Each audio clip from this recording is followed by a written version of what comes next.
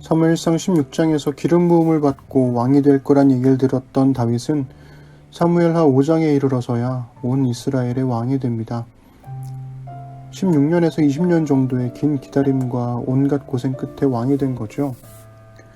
사울, 요나단, 아브넬에 이어 이스보셋까지 죽자 이스라엘 사람들은 다윗을 찾아와 왕의 백성이 되겠노라고 고백합니다. 그런데 1절에서는 모든 지파가 다윗을 찾아가서 라고 하는 반면 3절에서는 모든 장로가 왕을 찾아오니 라고 해요. 김구원 교수님은 1절이 야훼 신앙을 가진 이스라엘의 전통적인 왕 개념인 히브리어 나기드, 즉 순종하는 자로서의 왕을 묘사하는 반면 3절은 고대 근동의 일반적인 왕 개념인 히브리어 멜렉, 즉 명령하는 자로서의 왕을 묘사하는 것이라고 설명합니다. 다윗은 내용적으로는 하나님의 말씀에 순종하는 왕인 나기드로 다스리겠지만 형식상으로는 백성들을 부리고 명령하는 왕인 멜렉의 모습을 갖게 된다는 거죠. 이후 나오는 이야기들은 이 두 가지 모습을 모두 보여줍니다. 이스라엘의 왕을 평가하는 중요한 기준인 신명기 17장 14절부터 20절까지를 상기할 필요가 있습니다. 여기서는 15절부터 17절까지만 읽어드릴게요. 사울을 비롯한 다윗과 이후 열왕기서의 왕들을 평가하는 중요한 기준이기도 하니까 잘 들어보세요. 반드시 내 하나님 여호와께서 택하신 자를 내 위에 왕으로 세울 것이며 내 위에 왕을 세우려면 내 형제 중에서 한 사람을 할 것이요 내 형제 아닌 타국인을 내 위에 세우지 말 것이며 그는 병마를 많이 두지 말 것이요 병마를 많이 얻으려고 그 백성을 애굽으로 돌아가게 하지 말 것이니 이는 여호와께서 너희에게 이르시기를 너희가 이후에는 그 길로 다시 돌아가지 말 것이라 하였음이며 그에게 아내를 많이 두어 그의 마음이 미혹되게 하지 말 것이며 자기를 위하여 은금을 많이 쌓지 말 것이니라. 이 말씀을 생각하면서 오늘 읽어드릴 사무엘하 5장 1절부터 25절을 들어보세요. 이스라엘의 모든 지파가 헤브론으로 다윗을 찾아가서 말하였다. 우리는 임금님과 한 고륙입니다. 전에 사울이 왕이 되어서 우리를 다스릴 때에 이스라엘 군대를 거느리고 출전하였다가 다시 데리고 돌아오신 분이 바로 임금님이십니다. 그리고 주님께서 내가 나의 백성 이스라엘의 목자가 될 것이며 내가 이스라엘의 통치자가 될 것이다 하고 말씀하실 때에도 바로 임금님을 가리켜 말씀하신 것입니다. 그리하여 이스라엘의 모든 장로가 헤브론으로 왕을 찾아오니 다윗 왕이 헤브론에서 주님 앞으로 나아가 그들과 언약을 세웠다.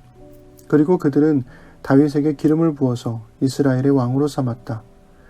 다윗은 30살에 왕이 되어서 40년 동안 다스렸다. 그는 헤브론에서 7해 6달 동안 유다를 다스리고 예루살렘에서 33해 동안 온 이스라엘과 유다를 다스렸다. 다윗 왕이 부하들을 거느리고 예루살렘으로 가서 그 땅에 사는 여부스 사람을 치려고 하니 그들이 다윗에게 말하였다. 너는 여기에 들어올 수 없다. 눈먼 사람이나 다리 저는 사람도 너쯤은 물리칠 수 있다. 그들은 다윗이 그곳으로는 들어올 수 없을 것이라고 생각한 것이다. 그러나 다윗이 시온 산성을 점령하였으므로 그곳의 이름을 다윗성이라고 하였다. 그날 다윗이 이렇게 명령을 내렸다. 누구든지 여부스 사람을 치려거든 물을 길어 올리는 바위벽을 타고 올라가서 저 여부스 사람들 곧 다윗이 몹시 미워하는 저 다리 저는 자들과 눈먼 자들을 쳐 죽여라. 그래서 눈먼 사람과 다리 저는 사람은 왕궁에 들어갈 수 없다는 속담이 생겼다. 다윗은 그 산성을 점령하고 나서 그 산성에 살면서 그 이름을 다윗성이라고 하였다.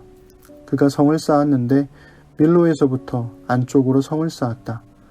만군의 주 하나님이 다윗과 함께 계심으로 다윗이 점점 강대해졌다. 두로왕 히람이 다윗에게 사절단과 함께 백향목과 목수와 속수를 보내어서 다윗에게 궁궐을 주게 하였다. 다윗은 주님께서 자기를 이스라엘의 왕으로 굳건히 세워주신 것과 그의 백성 이스라엘을 번영하게 하시려고 자기의 나라를 높여주신 것을 깨달아 알았다. 다윗은 헤브론에서 떠나온 뒤에 예루살렘에 와서 더 많은 후궁과 아내들을 맞아들여서 또 자녀를 낳았다. 그가 예루살렘에서 낳은 아이들의 이름은 삼무아와 소밥과 나단과 솔로몬과 이팔과 엘리수아와 네벡과 야비아와 엘리사마와 엘리아다와 엘리벨렛이다. 다윗이 기름 부음을 받아 이스라엘의 왕이 되었다는 소식을 블레셋 사람이 듣고 온 블레셋 사람이 다윗을 잡으려고 올라왔다. 다윗이 이 말을 듣고서 요새로 내려갔다. 블레셋 사람들이 이미 몰려와서 르바임 골짜기의 평원을 가득히 메우고 있었다. 다윗이 주님께 아뢰었다. 제가 저 블레셋 사람들을 치러 올라가도 되겠습니까? 주님께서 그들을 저의 손에 넘겨주시겠습니까? 주님께서 다윗에게 대답하셨다. 올라가거라. 내가 저 블레셋 사람들을 반드시 너의 손에 넘겨주겠다. 그래서 다윗이 바알 브라심으로 쳐들어갔다. 다윗이 거기에서 블레셋 사람들을 쳐서 이기고 나서 이렇게 말하였다.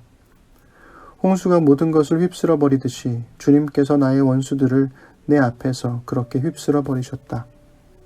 그래서 사람들이 그곳을 바알 브라심이라고 한다. 블레셋 사람들이 그들의 온갖 우상을 그곳에 버리고 도망하였으므로 다윗이 부하들과 함께 그 신상들을 치웠다. 블레셋 사람들이 또 올라와서 르바임 골짜기의 평원을 가득 메웠다. 다윗이 주님께 또 아뢰니 주님께서 대답하셨다.